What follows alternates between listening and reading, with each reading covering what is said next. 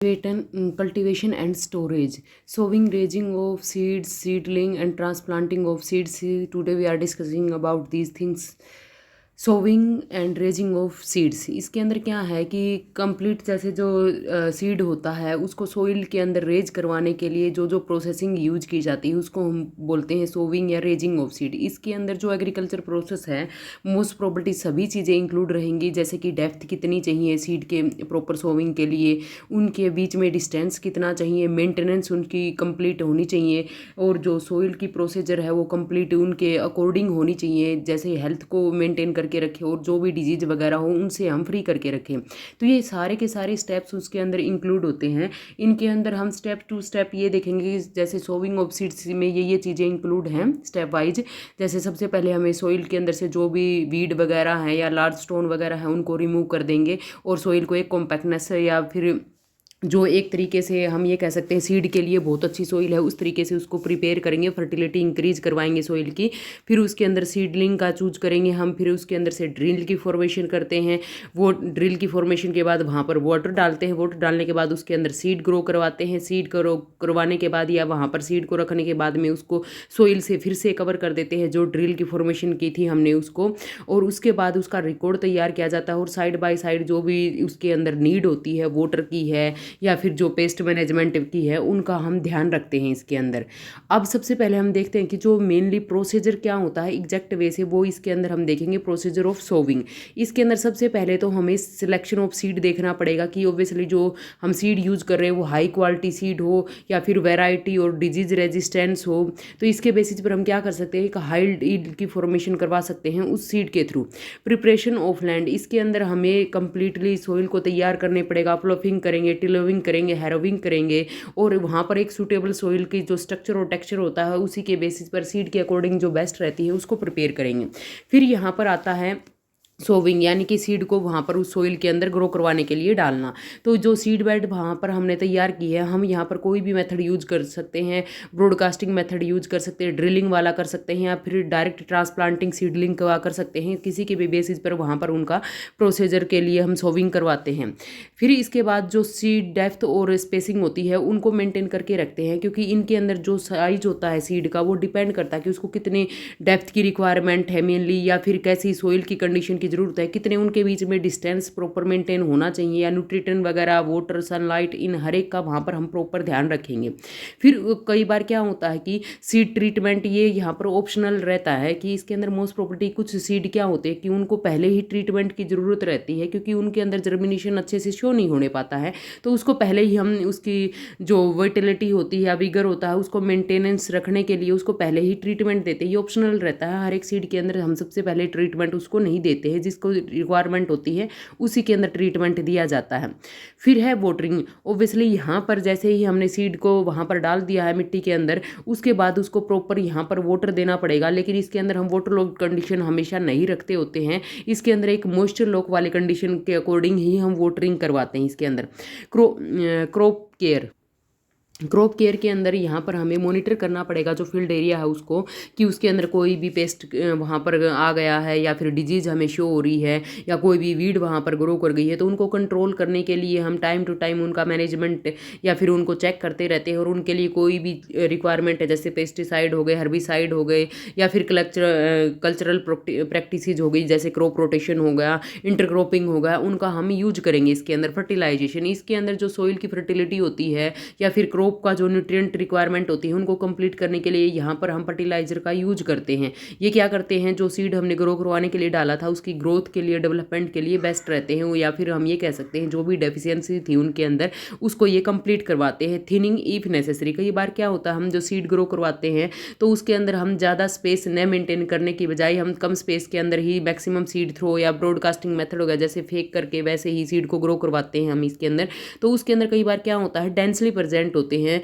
जो प्लांटलेट की फॉर्मेशन होती है उसके अंदर, तो कई बार ये क्या करते हैं, हार्मफुल हो जाते हैं, क्योंकि एक प्रॉपर प्लांट को वहाँ पर प्रॉपर स्पेस नहीं मिलने पाता तो वो अच्छे से ग्रोथ नहीं करने पाएगा, डेवलपमेंट नहीं होगा उसका। इस वजह से हमने क्या किया, जहाँ पर भी हमें डेंसली फॉर्मेशन दिखती है प्लांट्स की, उनको उनके बीच में से हम कुछ कुछ प्लांटलेट को रिमूव कर देते हैं, ताकि उनके बीच में डिस्टेंस अच्छे से मेंटेन रहे और यील्ड जो है हमें बहुत अच्छे से मिले। क्रॉप मॉनिटरिंग, इसके अंदर हमें साइड बाय साइड जैसे कि जो भी ग्रोथ साइकिल चलती है प्लांट्स की या क्रॉप्स की, उनको टाइम टू टाइम हमें वहाँ पर मेंटेनेंस करने के लिए हमें मॉनिटरिंग करनी पड़ती कि उसके अंदर कोई प्रॉब्लमेटिक क्रिएशन न हो गया हो, कोई डिजीज ना आ गई हो, कोई वीड वहाँ पर ऐसा ग्रो न कर गया जो उसके लिए हार्मफुल हो। तो इस तरीके से हम अगर टाइम टू टाइम उसको देख रहे हैं, उसका मेंटेनेंस या मॉनिटरिंग कर रहे हैं, तो वो ईजी हो जाता है इन चीज़ों को वहाँ से रिमूव करवाना। ट्रांसप्लांटिंग ओस सीडलिंग, इसके अंदर जैसे सीड का हमने ग्रोथ देखी है, उसके बेसिस पर वहाँ पर सीडलिंग की फॉर्मेशन हो जाती है। लेकिन कई बार क्या होता है कि हम सीड के थ्रू न करवा करके डायरेक्ट जो सीडलेट की फॉर्मेशन हो या सीडलिंग की फॉर्मेशन हो रही डायरेक्ट उन्हीं का हम ट्रांसप्लांट कर देते हैं क्रॉप एरिया के अंदर। तो उसके लिए क्या क्या रिक्वायरमेंट है, जो प्रोसीजर होता है, जैसे कि सबसे पहले तो टाइमिंग देखेंगे हम उसके अंदर, जैसे कि अच्छे से जो सीडलिंग है उसके अंदर रूट सिस्टम जो अच्छे से डेवलप हो गया, उसके अंदर लीव्स की फॉर्मेशन हो गई हो और ऑलमोस्ट 2 से 4 इंच तक टोल हो गया हो। मोस्ट प्रोबेबिलिटी इस अकॉर्डिंग जो प्लांटलेट तैयार होता है तो मोस्ट प्रोबेबिलिटी ट्रांसप्लांटेशन के लिए बेटर माना जाता है, ताकि वहाँ पर जाकर के वो ईजी वे से ग्रोथ करने पाता है। सबसे पहले उसके लिए क्या करना पड़ता है, हम जिस भी फील्ड एरिया के अंदर हम उसको ट्रांसप्लांट करवाते हैं, प्रिपेयर दी साइट, वहाँ पर जैसे कि हमें जहाँ भी उसको ट्रांसप्लांटिंग करवानी उस एरिया को अच्छे से हमें प्रिपेयर करना है, जैसे कि सोइल के अंदर लूजनिंग कर देनी है और जो कंपोस्ट ऐड करना है वो कर देंगे, या फिर ऑर्गेनिक मैटर ऐड कर देंगे उसके अंदर, ताकि जो सोइल की फर्टिलिटी या स्ट्रक्चर है वो अच्छे से इंप्रूव होने पाए। फिर उसके अंदर ऑब्वियसली वाटर की रिक्वायरमेंट होती है तो हम वाटरिंग करवाते हैं। इसके अंदर जो सीडलिंग होती है थ्रू आउट, जैसे कि फ्यू आवर्स के बिफोर ट्रांसप्लांटिंग के हमें वहाँ पर वाटरिंग करनी होती है, ताकि वहाँ पर क्या होता है कि सोइल को ईजी वे से हम वहाँ पर सीडलिंग के बेसिस पर रिमूव करने पाए उसको ग्रो करवाने के लिए। ट्रांसप्लांटिंग, उसके बाद यहाँ पर जो सीडलिंग वगैरह है ईजिली वे से हमें ट्रांसप्लांट करने के लिए हमें पहले तो ट्रांसपोर्टेशन की रिक्वायरमेंट पड़ती है। जैसे वहाँ से किसी एरिया से दूसरे एरिया के अंदर ले जाते हैं, ईजी वे से केयरफुली वे से उनको हैंडल करना पड़ता है और उसके बाद में वहाँ पर अच्छे से उसको ट्रांसप्लांट करवा देते हैं किसी भी प्रॉपर एरिया के अंदर। डिगिंग होल, इसके अंदर मोस्ट प्रोबेबिलिटी ऑब्वियसली अगर हम ट्रांसप्लांटिंग करवा रहे हैं तो पहले उसके अकॉर्डिंग ही हमें जो रूट बॉल्स है उस के अकॉर्डिंग वहाँ पर होल की फॉर्मेशन करनी पड़ेगी, या ऑलमोस्ट उससे थोड़ा सा बड़ा साइज़ की होल्स की फॉर्मेशन करते हैं, ताकि जो स्पेस वगैरह जो उसकी रूट अच्छे से मेंटेनेंस करने पाए उसके अंदर से।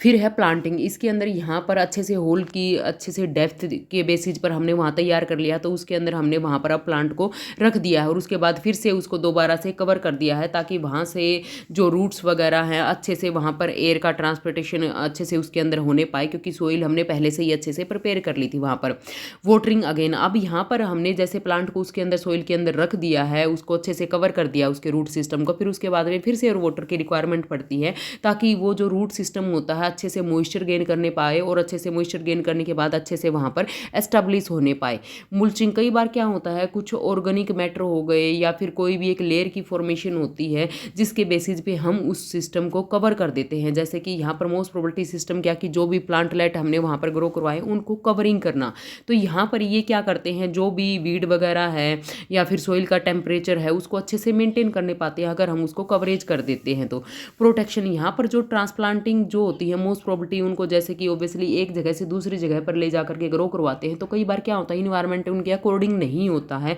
जैसे कई बार जो वेदर होता है बहुत ज़्यादा ठंडा है, बहुत ज़्यादा गर्म है, जो प्लांट के अकॉर्डिंग अच्छे से नहीं है, या फिर उसके अंदर प्लांट अच्छे से सर्वाइव नहीं करने पाता। तो इन चीज़ों का हमें ध्यान रखना पड़ता है ट्रांसप्लांटेशन से पहले भी और बाद में जब हमने प्लांट को ग्रो करवा दिया, ताकि उसको अच्छे से हम मेंटेन करने पाएँ। आफ्टर केयर के अंदर जैसे कि इसके अंदर टाइम टू टाइम हमें जो सीडलिंग ग्रो करवाई उसके अंदर क्या रिक्वायरमेंट है, उसके अंदर सोइल अच्छे से उसके अकॉर्डिंग प्लांट है अडप्ट होने पाया है कि नहीं पाया है, वाटर की रिक्वायरमेंट है या कोई नरिशमेंट वगैरह के बेसिस पे उसके अंदर कोई डेफिशिएंसी आ गई है, तो उसके बेसिस पे कंपोस्ट वगैरह फर्टिलाइजर वगैरह ऐड करना या वाटरिंग करवाना, ये टाइम टू टाइम हम उसके आफ्टर केयर करते हैं ताकि वो अच्छे से यील्ड दे करके जाए हमें। तो ये सारे प्रोसीजर फॉलो करके हम अच्छे से ट्रांसप्लांटिंग वहाँ पर करवा सकते हैं। सीड के बेसिस भी होती है ट्रांसप्लांटिंग, और या क्या कह सकते हो कि सीडलिंग के बेसिस पे, दोनों के बेसिस पर ही यहाँ पर ट्रांसप्लांटिंग इसी प्रोसीजर से रहेगी।